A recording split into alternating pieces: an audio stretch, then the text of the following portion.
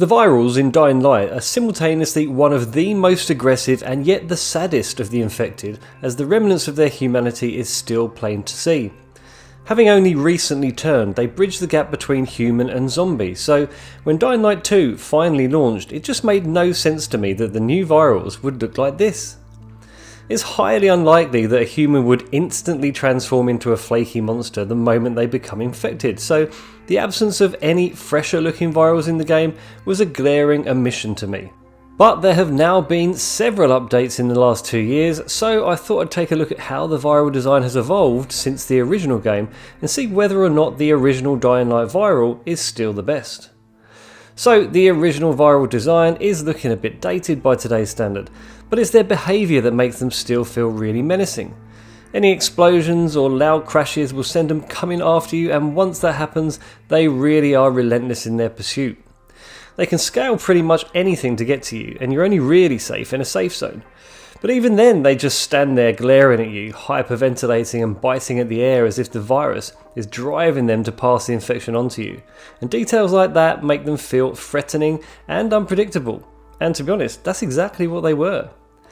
If you fight back, they can dodge your attacks in a way that really looks like a proper reaction. And they'll often hang back as if they're re-evaluating you before one breaks off to the side to try and outflank you while you're distracted by the others. Honestly, being overwhelmed by these guys early on in the game was pretty stressful, and you'd barely stand a chance without a gun. But, of course, the sound of a gun blast is one of the things that attracts them in the first place, so that just made matters even worse. In the following DLC, they would literally chase you down the road, but more often than not, they'd jump at you from either the front or the side, and once they were on the buggy, they'd stick their heads right in and scream in your face. And if you tried to shake them off, they reacted realistically to the G-forces that were pulling them from side to side as they clung onto the cage, so another great detail. The following also introduced viral thugs, which they're basically nightwalkers from the main game, but these ones can transform during the day. Because of that, they looked and shuffled around just like regular zombies, so to be honest, it didn't make a lot of sense that once they'd become fully fledged walking corpses, that they'd somehow be able to revert back to an athletic killing machine, but it certainly spiced things up a bit. Personally, I liked the viral thug idea, even if it didn't really fit the lore, but the most fun versions of the viral to me were the special mini Christmas elves. It just wouldn't be a proper Dying Light Christmas without these little guys swarming all over the place, and I always jumped back in and completed the bounties, even though it was pretty much the same event every year. So really, all Techland had to do for Dying Light 2 was to improve on this original design and make them look more realistic, but that's not quite how things turned out. Our first look at the new virals happened at the very end of the Dying Light 2 gameplay world premiere video, way back in 2018. It really was blink and you miss it, but when paused you could just about see that they'd taken the design of the virals in a pretty different direction. Then in the following year at the same event we were treated to some extended gameplay footage, and that's where we finally saw this new viral in the flesh. And despite looking very different from the original design, it still did look human, albeit a very pale and blistered one. And it was also the first time we'd ever seen a viral leaping to attack. We didn't get to see much of it other than this one sequence, but this new look, along with that of every other monster in Dying Light 2, was attributed to the fact that the new, more deadly, tachy-transmissive Haram virus had caused accelerated mutations and was now resistant to antizin. The only thing that seemed to suppress this new strain was UV light, and so the infected stayed hidden in the dark during the day to survive and only came out at night now, which would explain their very pale skin. But when we finally got our hands on the game after 2 years of delays, it soon became clear that the viral design was now very different to the one they showcased in the E3 trailer in 2019. They had kept the bald look with the white eyes, but they now just looked like wiry, dehydrated old men with a very few variations other than some having straggly hair and a bit more clothing. Now I know they tried to explain this look by saying that it's been 15 years so the zombies are now old and dusty, but that only really works for the biters stuck out in the sun. And as this is an accelerated mutation process, the virals wouldn't have aged in their current form, as surely by now they'd have just become volatiles. So these ones would have to be late stage virals, but that begs the question, where are the more recently turned ones? It was also clear that the humanistic behaviour of the original virals had largely disappeared in these new ones, and they simply rotate through a set of animations in between running and swiping at you, and they make a scream that, to be honest, just grates on you instead of sending chills down your spine.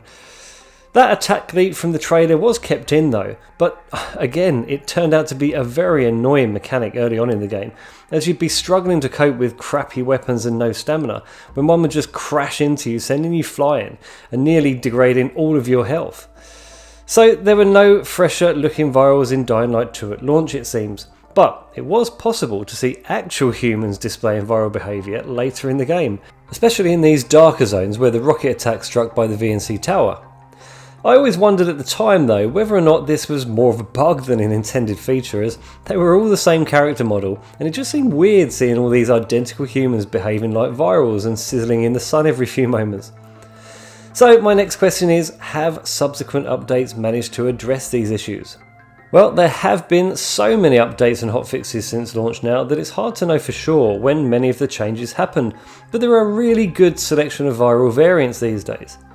The launch style variants still seem to exist in the game, but they are much more detailed now, and the eyes are a nice kind of hazel brown now instead of the white that they used to be. And there are also female versions of them too, all of which look incredible when you zoom in on photo mode.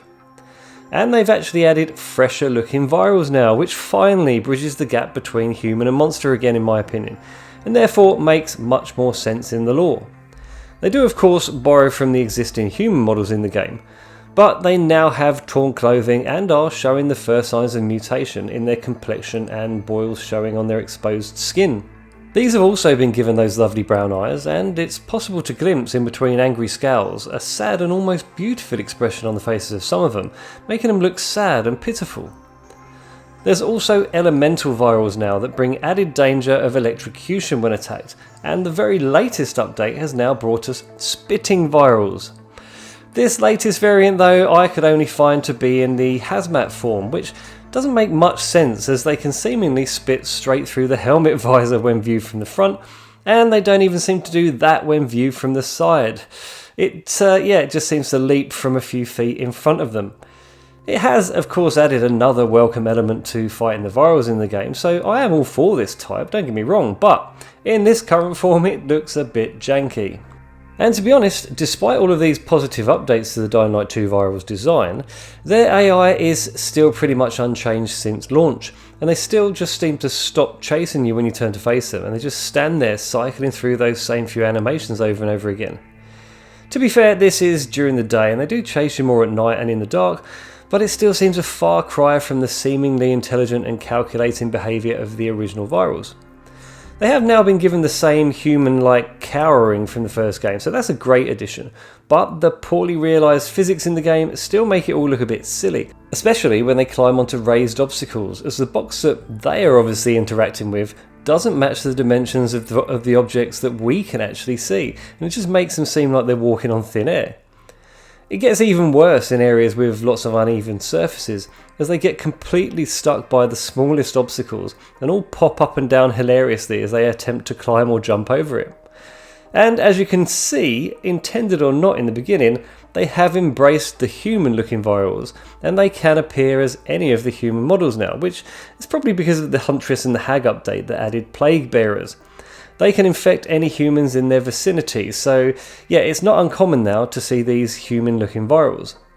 It is so strange to me though that these new designs can look so good in photo mode, but as soon as you back out again they seem to turn into these weirdly animated cartoony versions of them.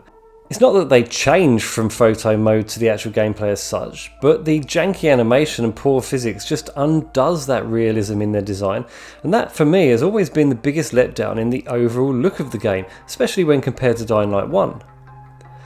One variant I am very pleased to see has made a comeback though in Dying Light 2 is the new mini Christmas elf virals. They just introduced it with the update for the winter event, and somehow these ones are much better looking than the normal ones in my opinion. Unlike the ones from the original game, these ones can either be male or female with a couple of variations on the outfits, and they now also have green skin. They now also have really high-pitched voices, which makes them sound like munchkins from The Wizard of Oz, which makes their usually unbearable screams actually sound quite cute.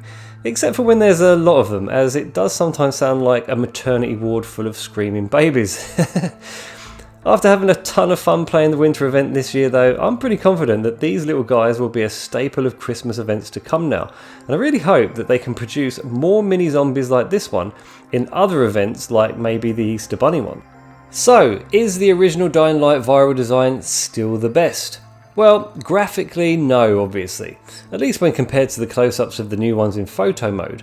However, they are absolutely superior when it comes to their physics and behaviour. Not only does interacting with them feel more realistic than the DL2 ones, but they have much more of a physical presence in the game. And by that I mean they just look more solid and three-dimensional compared to the cartoony character animations of the sequel. I had pointed out in a previous video that even when dead, the original Viral still looked solid and actually seemed like they were laying on the floor instead of hovering above it as the new ones did at that time. However, to be fair, Techland must have done something to fix that, as they do look better since I made that video. There are some funny exceptions of course, but honestly, I don't mind finding bugs like this one though, as it does make me laugh.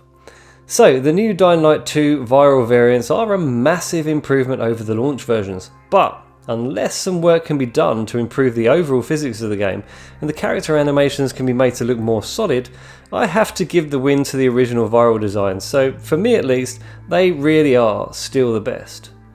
So what do you think? Are the original virals still the best, or do you think that the DL2 ones are now superior? Let me know in the comments as always, and if you enjoyed the video then please leave a like and subscribe to the channel, and I'll see you on the next one. Cheers!